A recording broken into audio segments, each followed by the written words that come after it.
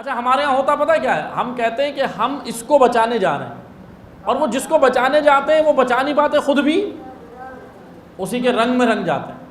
اس لیے شہید محسن حججی 15 سال کے جب تھے تو ان کو معلوم تھا کہ اگر میں ان ایسی محفلوں میں جاؤں گا، کیونکہ بالکل کچی عمر ہوتی ہے، کچی عمر، یہ کہتا ہے اگر میں ان نشستوں میں جاؤں گا یا ایسی شادی بیاہ کے اندر کے جس کے اندر گانے بجانے ہوتے ہیں، تو میں دوسروں کو روکنا تو کجا، میں بھی نہیں رک سکوں گا۔ اکساتے ہیں نا دوست، آتے ہیں نا، کیا کہتے ہیں، ارے بھائی دوست کی شادی ہے، فلاں کزن کی شادی ہے۔ اچھا جس کی شادی ہوتی ہے وہ نہیں ناچتا، اس کو اتنی خوشی نہیں ہوتی، اس بیچارے کو اتنی نہیں ہوتی، لیکن یہ جو محاورہ ہے نا ہمارے یہاں، بیگانی شادی میں عبداللہ دیوانہ، وہ جو دور دور کے ہوتے ہیں نا وہ زیادہ خوش ہوتے ہیں، وہ زیادہ اچھل رہے ہوتے ہیں۔ اچھا درد بھی انہیں ہوتا ہے، اگر بیٹھ کر گھر والے بات کر رہے ہیں، جس کی شادی ہے بھائی لڑکا لڑکی کے گھر والے اگر طے کر رہے ہیں کہ بھائی ہم کم اخراجات میں کریں گے، فلاں بینکٹ میں کہ کم کھانا کریں، وہ تیسرا اچھل رہا ہوتا ہے، نہیں بھائی میرے دوست کی شادی ہے، ایسے کیسے ہوگی، اگر فلاں جگہ نہیں ہوئی تو یہ تو ہماری تو ناک کٹ جائے گی۔ یعنی اس کا لینا دینا کچھ نہیں ہے، وہ باہر کا بندہ ہے، مگر زیادہ آپ کو دکھے گا وہی اچھل رہا۔ اب یہ شہید حججی جب انہوں نے دیکھا بھائی گانے بجانے کی آواز آ رہی ہے تو انہوں نے پتہ کیا کیا، ادھر اب اس کے دوست وہ جا رہے تھے، وہ چلے گئے رشتہ داروں، ادھر سے انہوں نے پوچھا یہ بتاؤ قریب میں مسجد کہاں ہے ادھر، تو ان کے جو دوست تھے بتایا کہ بھائی فلاں علاقے میں مسجد ہے۔ یہ وہاں گئے، جتنی دیر وہاں گانے بجے، شادی بیاہ کی نشستیں چلی، جو بھی محفل ہوئی شادی بیاہ کے اندر گانے موسیقی، اتنی دیر شہید محسن حججی مسجد میں صرف اللہ سے راز و نیاز کرتا رہا، عبادت کیا کہ 15 سال کا جوان ہے، زیادہ بڑا نہیں، 15 سال کا لڑکا۔ جب وہ گانا بجانا وہ ساری چیزیں ختم ہو گئیں، پھر یہ اپنے رشتہ دار کے ادھر آئے۔ اب وہ رشتہ دار کہنے لگے بھائی آپ شادی میں نہیں آئیے، تو پھر اس نے آ کر بتایا کہ دیکھیں آپ کیا یہ جو چیزیں چل رہی تھیں، پھر اس نے پوچھا، اچھا دیکھیں اس نے بڑا خوبصورت جواب دیا، اس نے کہا آپ مجھے یہ بتائیے کہ آپ نے جو بھی تقریب شروع کی تھی، تقریب اب وہاں بھی اسی طرح ہو رہا تھا، یا کہ جو تقریب شروع کی تھی آپ نے کیسے کی تھی؟ کہنے لگے بھائی ہم نے اس تقریب کو شروع کیا تھا، دعا ہوا بھی پڑھی تھی، اللہ کے بابرکت نام سے کی تھی، اور ہم نے تلاوت بھی کی تھی، وہ بھی کی تھی، اور پھر اس کے بعد تو پھر شہید حججی نے ایک جواب دیا، کہا کہ کیا آپ نے اس شادی کی تقریب میں حضرت زہرا کو بلایا تھا؟ وہ کہنے لگے جی بالکل، ہمارے تو بیوی تو آئیں گی۔ کہا کیوں، کس طرح آئیں گی؟ کہا کہ اس لیے ہم نے بلایا تھا، مثلا بلانے سے مراد یہ کہ جب ہم نے دعا پڑھی، روحانیت ہوئی اور یہاں پہ وہ نشست وغیرہ ہوئی، تلاوت ہوئی، تو یقیناً حضرت سید آئی ہوں۔ تو شہید حججی نے کہا یقیناً اگر وہ حضرت زہرا مادر حسین آئی تو ہوں گی، مگر جو عمل آپ نے بعد میں کیا وہ آپ سے راضی ہو کر گئی ہوں گی یا ناراض ہو کر گئی۔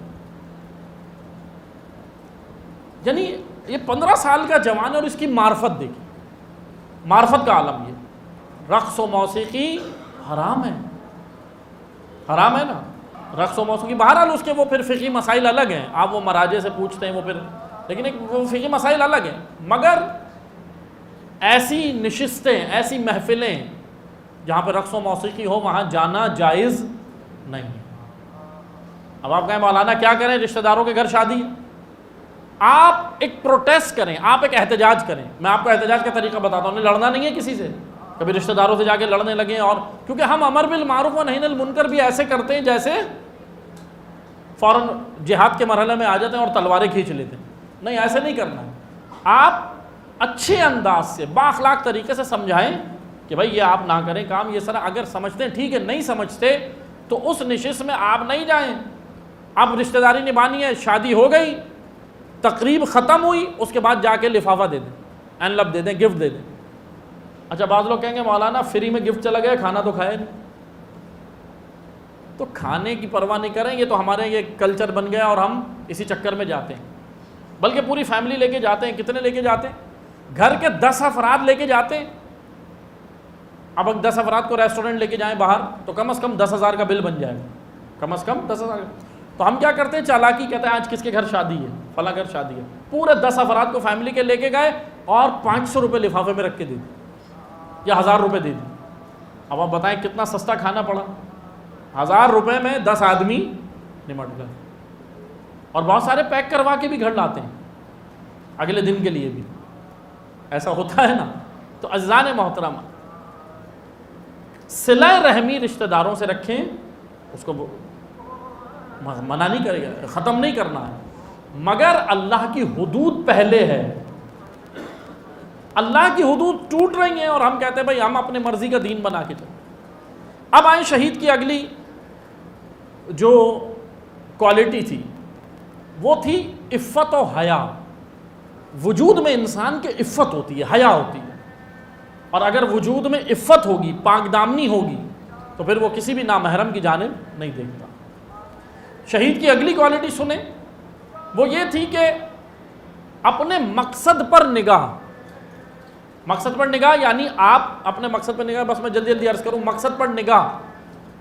شہید محسن حجا اپنے دوستوں کے ساتھ بہت سارے کام کرتے تھے، تربیتی کام۔